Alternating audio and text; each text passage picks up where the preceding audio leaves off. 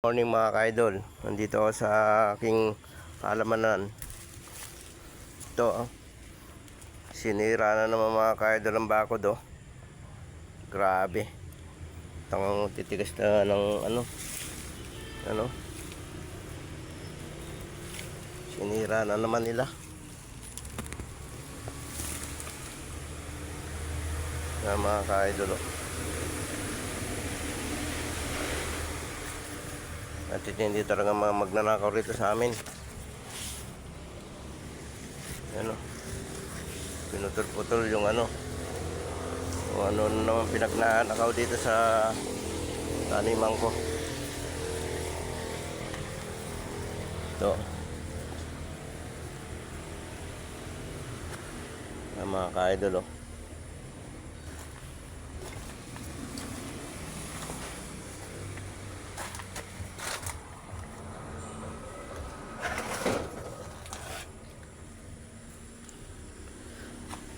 Binasak na naman yung mga pati rito. Ito, pinasok yan Wala na isang sakong rito na mga sapatos na sira. Grabe talaga mga ka-idol. Grabe ng pamiminsala ng mga magnanakaw rito.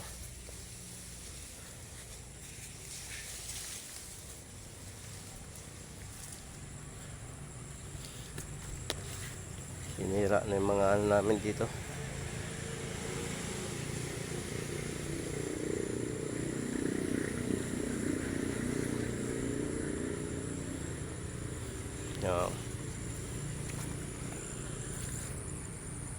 Ay nako, makakuha na lang ng sili mga ka-idol. Kuha na lang tayo ng sili. Ayan mga sili. Dami sili rito. Ayan.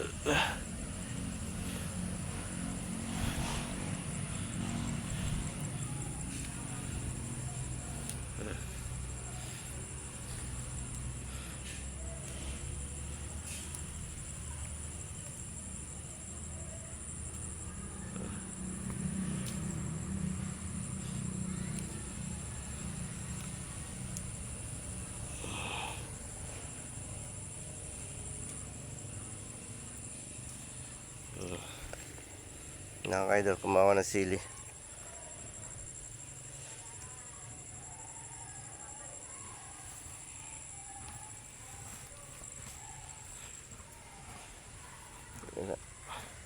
Pininsala ng pinsala yung mga kamuting kahoy rito. Yan nauna na ng may-ari. Ay nako.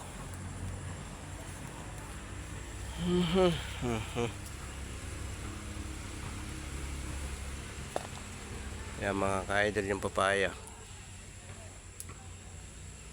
Yan.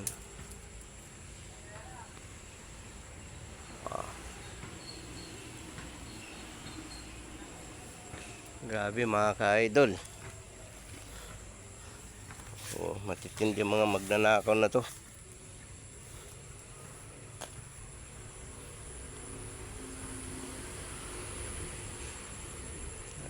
Bahala ng Diyos sa kanila.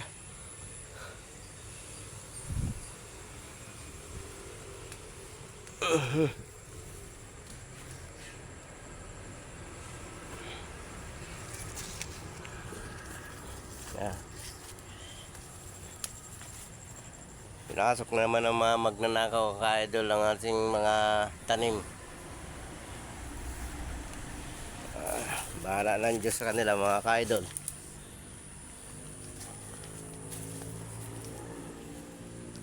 Matitindi.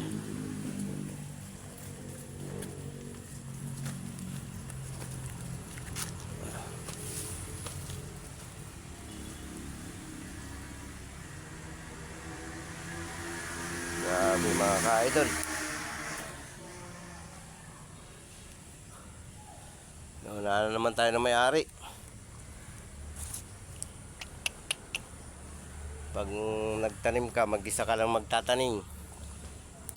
Pag malapit ang pakinabangan, ang dami nyo ng may-ari. Yan ang realidad dito sa lugar namin. Bahala ng Diyos sa kanila mga ka-idol. Hindi ko naman paghihirap yan.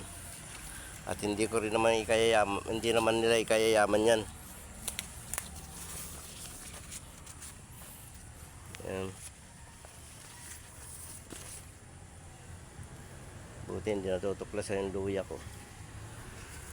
Pag natuklasan pa yung luya na yan, wala pa sa panahon yan, masisimot yan.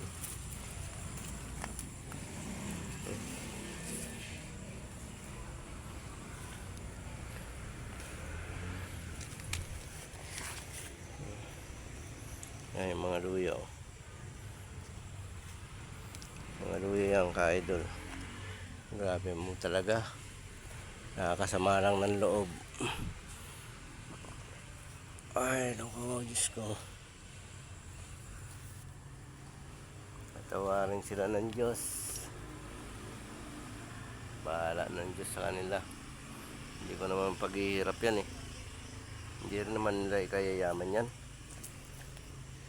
Yan ang buhay nila. Gusto nila yan eh. Mga ka-idol, ano tayo magagawa niyan? Gusto nila magnakaw, di ba? Ayos lang yun. Parusa naman ng Diyos sa mga ganyan eh. Diba?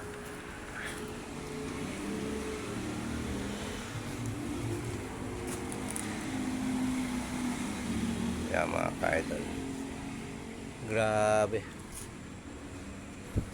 Ay mga malunggay ka-idol.